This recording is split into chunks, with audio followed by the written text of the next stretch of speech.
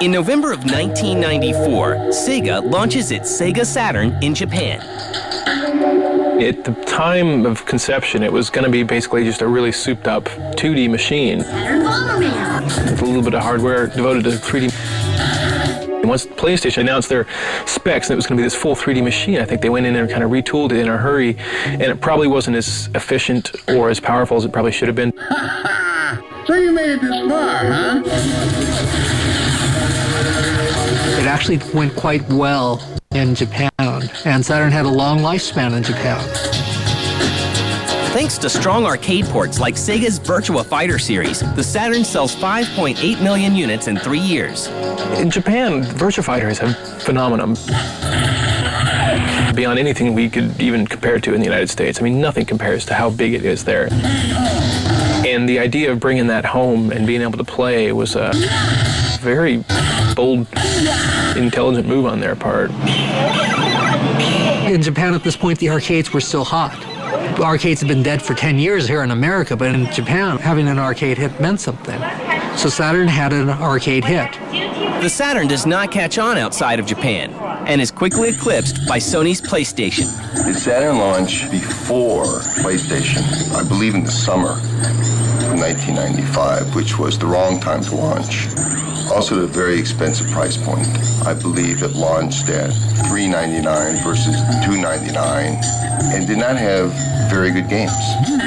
Were not that fun to play. And as we all know, if you want to play a game, you want to have fun.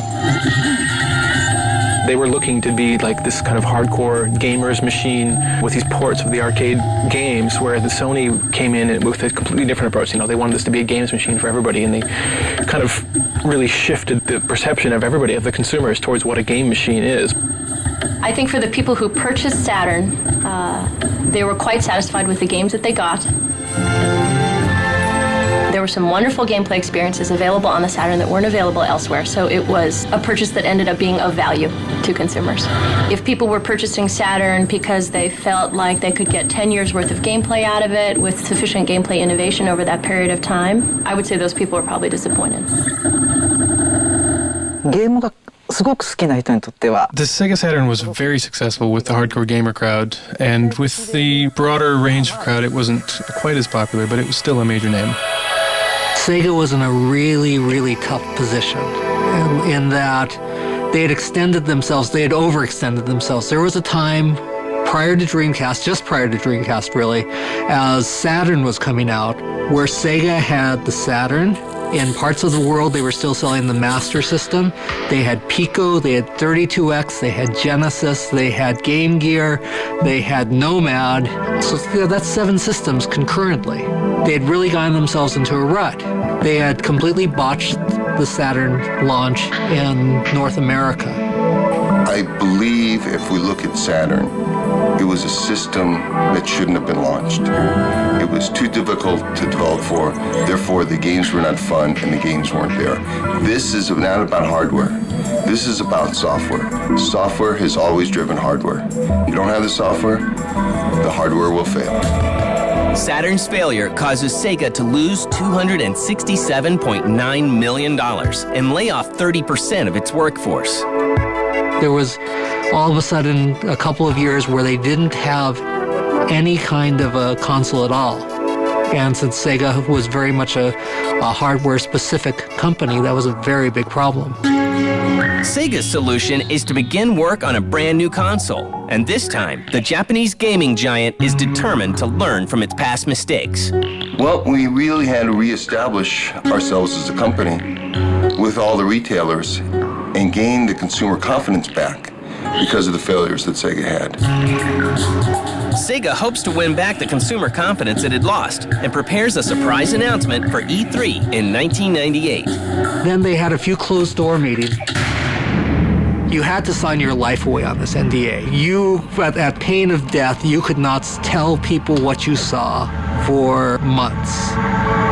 By the second or third day of the show, I had forgotten all about those little NDA thingies, those non-disclosure agreements that I had signed. I needed to write something for MSNBC about what I had seen at the show, and so I wrote all about this great demonstration I had of Dreamcast behind closed doors.